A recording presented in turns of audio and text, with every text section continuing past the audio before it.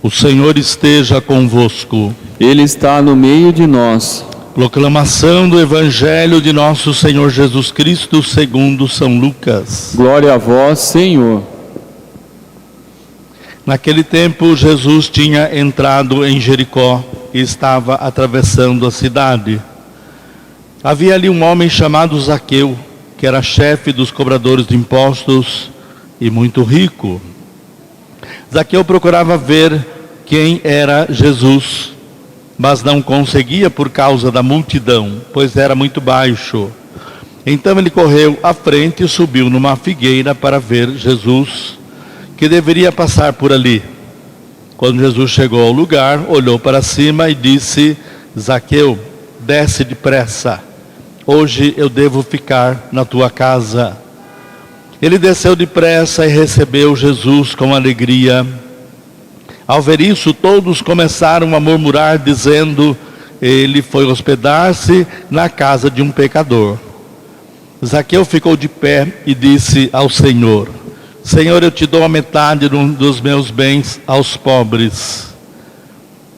E se defraudei alguém, vou devolver 4 vezes mais. Jesus lhe disse: hoje a salvação entrou nesta casa, porque também esse homem é um filho de Abraão. Com efeito, o Filho do Homem veio procurar e salvar o que estava perdido. Palavra da salvação. Glória a vós, Senhor. Caríssimos irmãos, irmãs, então a luta sempre, contra o bem e o mal. O mundo é assim, o mundo, as trevas, a claridade, Deus, o demônio, o doce, o salgado. Então sempre o equilíbrio, a luta para encontrar o bem. Paulo vai dizer assim: até sei quando o que é bom, mas um instinto leva a praticar o mal. Portanto, é sempre uma luta para viver na retidão, para procurar o bem, saber e colocar em prática. Quer dizer, por que então nós temos essa necessidade de viver o bem? O nome já diz, bem, torto, direito, esquerda, direita, bom, ruim, bom. Então, os próprios nomes já dizem. Então, por que nós então nos posicionamos nesse sentido? Alguém vai dizer assim: os animais são más, o tigre come os outros, mata os outros. Tá, mas é um instinto da cadeia alimentar. Eles foram feitos desse jeito. Nós não vamos inverter, porque nós não somos o Criador. Ele foi feito desse jeito, que nem a história do sapo, que viu o escorpião se afogando. Ele nadou até ali, falou para o escorpião: sobe nas minhas costas, e atravessou. E quando o escorpião já estava salvo, picou o sapo. E o sapo, sabendo que ele ia morrer, falou: mas por que você fez isso? Ele falou: é a minha natureza. Quer dizer, é a maldade Não, ele foi feita para isso. Então, a diferença então dos animais para o homem. O animal, ele é feito assim, ele foi programado para ser desse jeito. Tanto é que a gente domestica os animais, mas sempre eles voltam. Por que gato gosta de beber água na torneira escorrendo? Por que cachorro, quando vê ele quer beber aquela água? Porque ele quer voltar. A origem dele é isso daí, É natural. Nós é que sofisticamos demais as coisas ainda. Bom, porque então dessa reflexão, para nós nos posicionarmos no mundo de Deus. O mundo grande, Então, como se o mundo, na mentalidade de Deus, na essência, na existência de Deus, é como se fosse um grão de poeira, um grão de areia. Coloca na balança, ela nem mexe. Agora imagina nós, menores do que então essa obra toda da criação. O autor da sabedoria quer então nos levar. Imagina o amor com que Deus tem por cada um de nós. Apesar dessa aparente insignificância na obra da criação, ele tem uma importância, importa-se com cada um de nós. Ninguém aparece por acaso aqui e Deus fica sabendo: tinha um lá que eu não sabia. Até o cabelo da cabeça ele sabe quando cai. Para dizer então que Deus tem um controle, lhe dá uma liberdade, uma elasticidade muito grande para nós agirmos com o nosso livre arbítrio, né? Mas não quer dizer que Deus ou abandona, ou não tomou, ou não toma consciência de nós.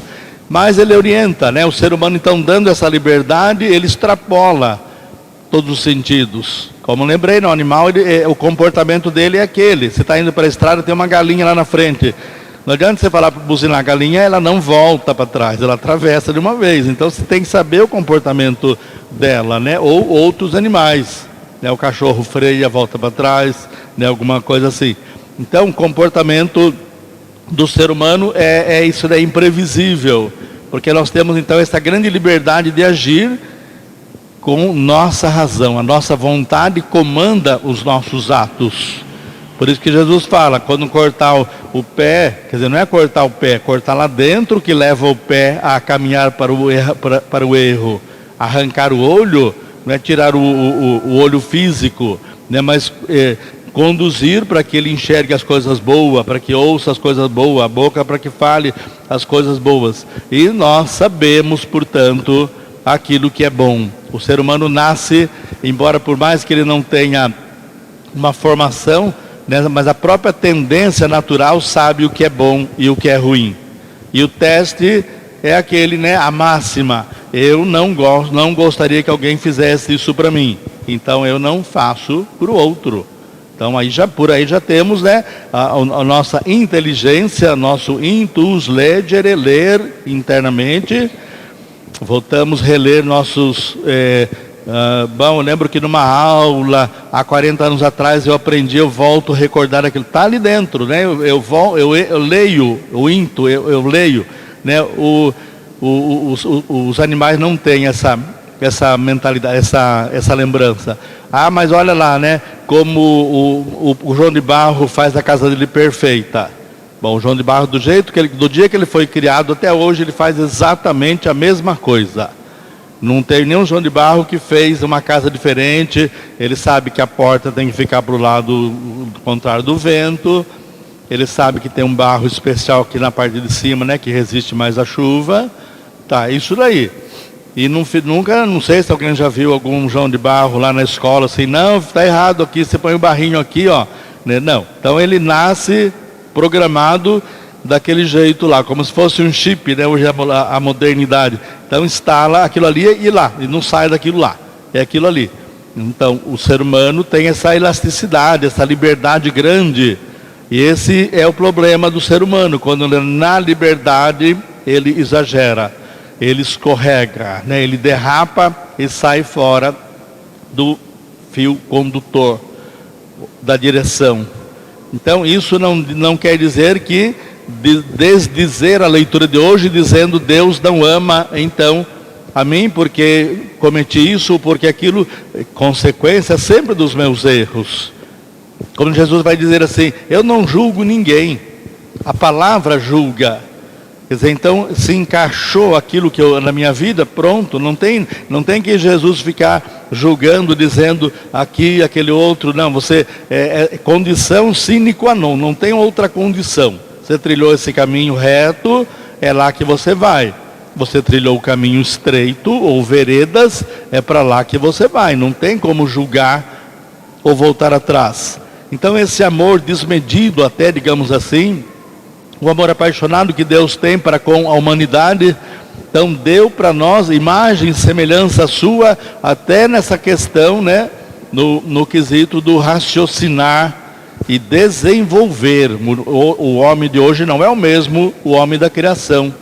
A cultura, a capacidade de fazer as coisas, de resolver as coisas, tá sempre o perigo, né? Ele sai da direção que é a palavra, orientada por Abraão, por Moisés, por Isaac, pelos descendentes, juízes, reis, profetas, o próprio Filho Jesus.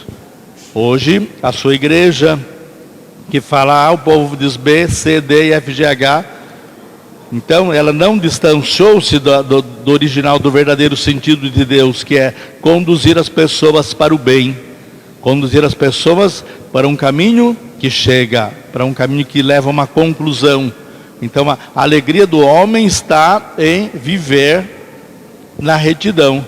bom, a primeira leitura, né, como eu estava dizendo aqui, é o livro da sabedoria, para quem depois quiser conferir em casa, no capítulo 11, a partir do 22 por ali, vai adiante. Então, de todos tem compaixão, porque tudo podes. E ele pode até esquecer o pecado, então vai ligar com o evangelho de hoje, né? Então fecha os olhos aos pecados dos homens, cuidado com essa facilidade demais. Deus tem paciência e tem limite também. Então, não é o tempo todo, peca e peça perdão, peca e perdão. Peraí, está havendo mudança na sua vida? Ele pode então até, por esse grande amor, ele esquecer o seu pecado, ele ter compaixão, né? Fecha os olhos para que se arrependam. Sim, ama tudo o que existe, para que então se arrepende e faça um caminho contrário.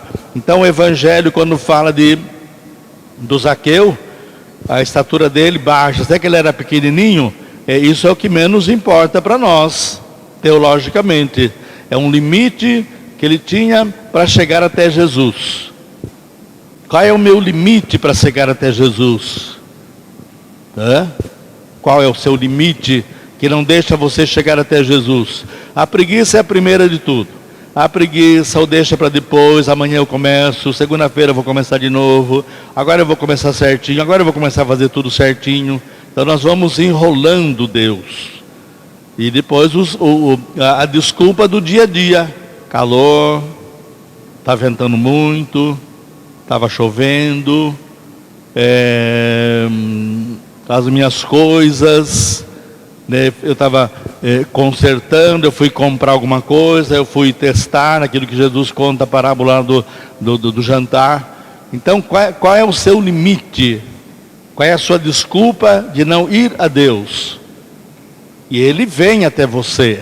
De qualquer maneira, Ele vem, Ele chega, né? Até às vezes entristecido, quando despercebidamente nós até, né, driblamos aí para que Ele saia da nossa frente, para que permita que eu vá para o lado do mal, para que eu então tire da consciência a inspiração divina de Deus me chamando para o caminho bom, mostrando o caminho reto.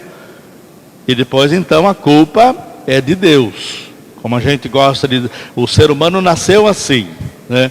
Primeiro então, a culpa da Eva foi a serpente, né? O Adão foi a mulher. E assim vai, nós queremos então sempre achar alguém que é culpado. Eu nunca sou, eu nunca erro, eu sou perfeito. A culpa é da mulher, a culpa é dos filhos, a culpa é do professor, é do patrão, nunca nós assumimos a nossa culpa. Então, como que eu vou curar o pecado? Como que eu vou ao médico para curar uma doença se eu falo, não, eu não tenho nada, eu sou perfeito? Primeiro ponto, vou detectar então o meu defeito, cuidar dele e curar dele. E parar com essa mania, é eu, o pecado é meu, o defeito é meu, a morosidade em acreditar é minha, a preguiça da fé é minha, preguiça de conhecer. Né, eu vi uma coisa interessante lá, eu acho que eu vou chegar em casa, eu vou pesquisar na Bíblia. Mas amanhã eu vejo, depois eu esqueci o que era. Então assim, nós vamos chutando, né, para frente lá, e jogando sempre do lado, e jogando fora momentos importantes de conversão. O que nós chamamos de Kairos, quando Deus toca aquele momento especial, e a gente não vou deixar para amanhã, hoje eu estou com sono, quem sabe uma outra ocasião, e assim vamos levando. Então, esse amor que nós não merecemos, tão grande que Deus derrama sobre cada um de nós, é isso que deveria brotar em resultado. Quando Paulo fala assim, o seu chamado, né? Vocação, né? A sua vocação, para que o nosso Deus vos faça digno da sua vocação. A gente pensa que vocação é só freira, padre, né? Eu não tenho vocação para isso, aquilo. Vocar, né? A palavra vocar é chamar. Todos somos chamados. Primeiro ponto, chamou a vida. Deus deu para nós a preciosidade que é o mundo e deu para nós de graça a vida. Ninguém foi consultado. Você quer vida? Ele deu de presente para nós. Um pacote perfeito com tudo na sua vida. Eu vou desenvolver a minha vida, né, de acordo com aquilo que a vontade de Deus ou a vontade do mundo, a vontade de Deus ou a vontade dos homens. E nós não sabemos discernir muito bem isso, e falamos que Deus está pedindo, na verdade são os homens que estão pedindo, né? São aqueles que falam na nossa consciência, a necessidade, a moda, o consumismo. Eu não sou eu, né? Paulo fala assim, não sou eu que vivo, é Cristo que vive em mim. Final da vida de Paulo. Não sou eu que vivo, não, eu vivo, é meu jeito, eu gosto de ser assim, eu não vou mudar porque está bom assim, eu quero desse jeito, é assim que eu faço, é assim que eu quero que seja. E como que Deus pode agir na vida de cada um de nós? Particularmente, Ele fala no coração de cada um de nós, mas no coletivo, Ele vai falar logicamente, né, no coletivo. Como já, às vezes eu dou algum exemplo assim, como é que Deus pode entender o homem, né? Muita gente hoje preocupado com o futuro do Brasil foi lá exercer o seu direito de cidadão. Outros não, vamos emendar, né? Quantas excursões por aí, quantas romarias para o Brasil inteiro, está tudo emendado. Emenda no dia 12 de outubro, emenda no feriado de finado, emenda na programação da República aqui em novembro. Então o mundo, o ser humano vive, não tem esse compromisso de vida, né? Não tem um compromisso com a verdade, um compromisso com o bem. É aquilo que é conveniente para mim. Então a vocação, Deus te chamou à vida. Para quem tem a coragem de olhar com sinceridade, olhar o mundo, muita gente vai dizer, que graça tem esse mundo? A vida não tem sentido, né? A vida está sem graça. Puxa vida, você tem todo o potencial de Deus em você, Vocari chamou e te deu toda a possibilidade da tua vida. É depressão, é tanta coisa, é tanta angústia. E por outro lado, aqueles que estão lá com um fiozinho de vida e fala, se precisar pode vender tudo que eu tenho, casa, mas eu quero viver mais um pouco, eu quero vida. Outros que têm a vida jogam fora, né? Então Deus chama, dá para nós, deu a graça da vida. Então como é que Deus vai entender a humanidade? Então muitos lá torcem, não, precisa chover, porque as terras por aí já estão preparadas, muitos já semearam até e precisa chover. O outro vai dizer assim, nossa, né, vai estragar a nossa excursão aqui, faz 2 meses que eu estou pagando e vai chover nesse dia, a previsão é chuva. Né? Outro, não, eu quero que faça um sol de arrebentar, porque eu vou lá na praia e quero pegar uma cor. Né? O outro fala assim, nossa, por aí vem uma dúvida, né, para tirar um pouquinho. Então, como é que Deus consegue cuidar da humanidade nessa diversidade? O exemplo que eu sempre dou, né? Parecer até um pouquinho bobo, né? Padre Léo que falava isso. Vai fabricar uma calça, compra não, tem que ser aquele tecido lá, né? O jean blue índico lá, né? Tem que ser aquele original. Então a peça não pode ter um defeitinho, né? Passa por um sistema de luz para ver se não tem defeitinho nenhum. Aí então compra e vai para a produção lá. As costureiros, no final tem a inspeção, olha se está tudo certinho, não tem nenhum pontinho de linha ali, né? Perfeitinho, coloca lá. E depois faz o quê? Joga dentro de uma máquina cheia de barro e começa a bater para desbotar, para estragar aquilo que é bonito. Mais ainda, pega a tesourinha, corta, né? Corta o joelho, lá, corta tudo, depois passa numa escova de aço para desfiar, para dizer uma calça nova, mas já estragada. Vocês entendem isso? Ah, mas é moda. Vocês entendem os carros, né?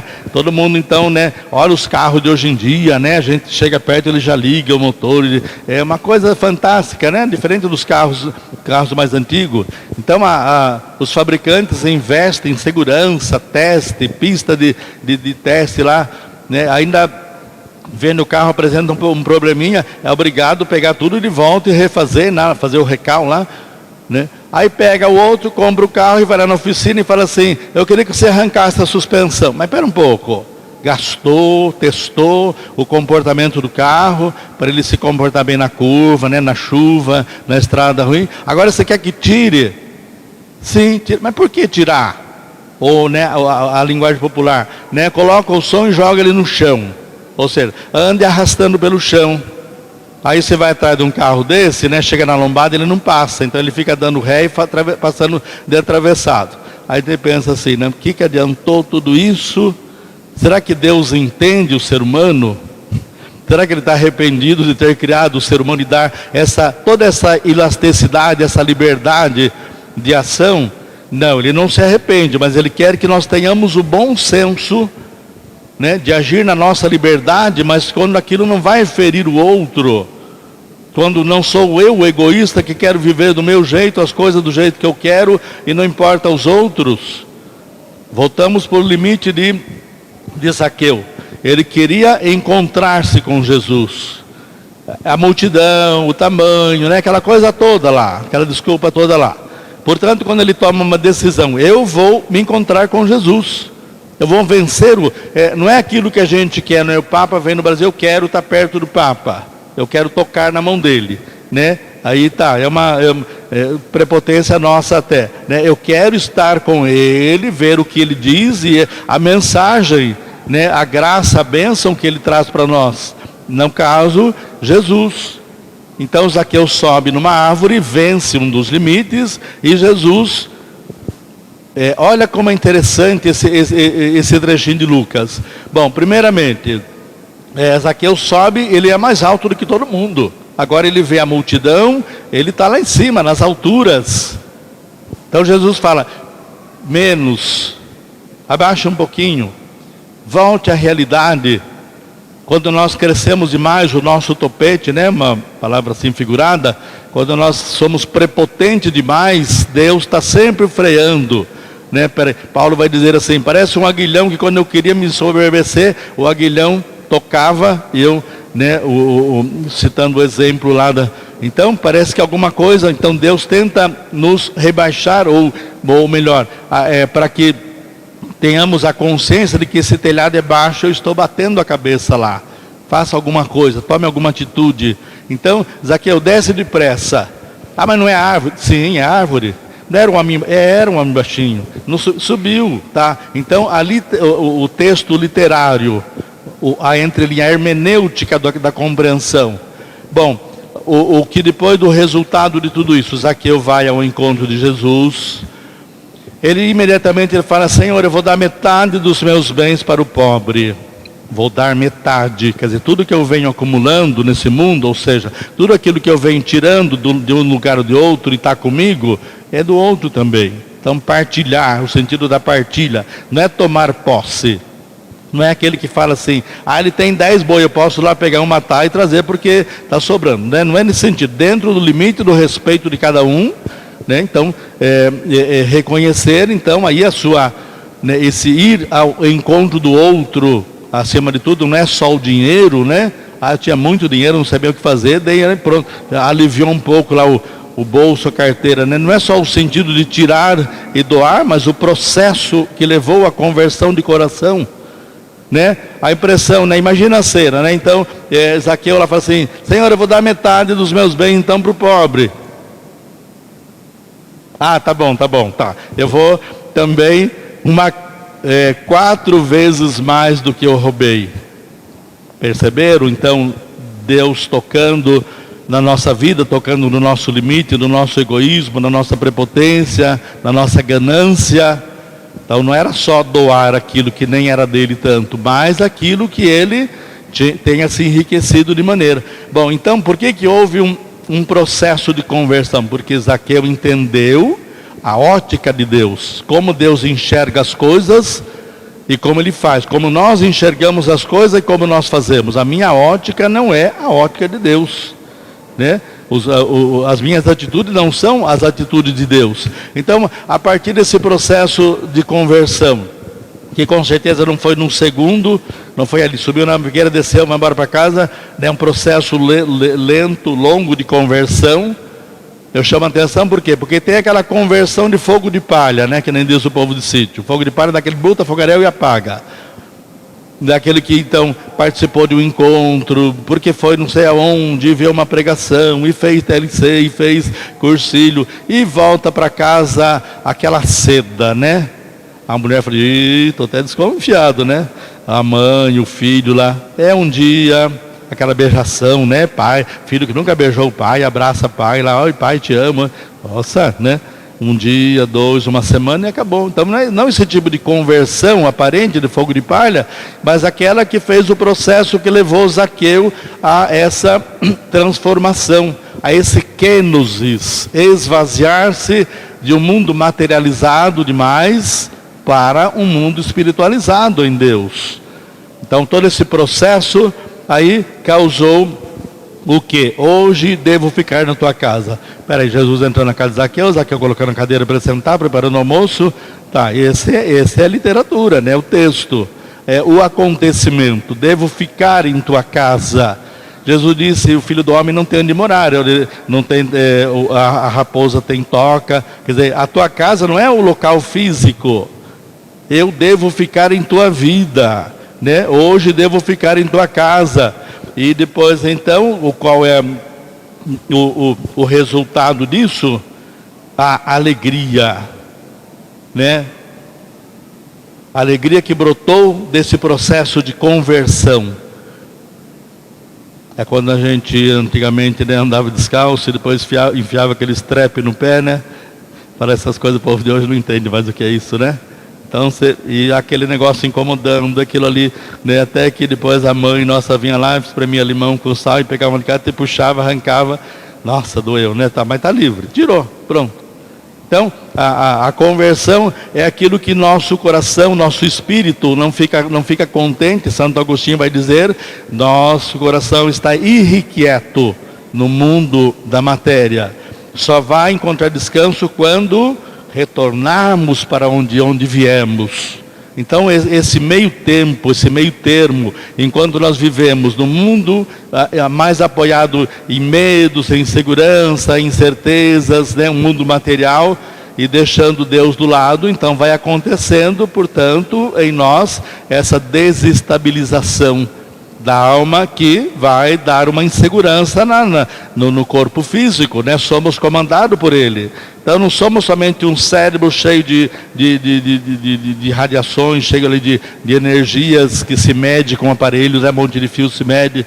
Não somos somente um pedaço de carne que bombeia sangue. Não somos só um conjuntão de ossos aí, beleza, empilhada, né, acumulada em alguns quilinhos algumas dezenas de quilos, né? Não somos só isso daí, isso é só a matéria. Então, quando nós aprendemos que esse lado nobre, importante que a gente vê, que só os homens vê, né, mas que Deus não liga muito, mas temos o lado verdadeiramente nobre, que é aquele que não se vê, não se toca, não se pega, aí já damos um grande passo. Já estamos quase lá, o Zaqueu subindo na árvore, né? Já quase aproximando para Jesus, que vai devolver para nós em alegria. Glória ao Pai, ao Filho e ao Espírito Santo. E sempre. Amém. Creio em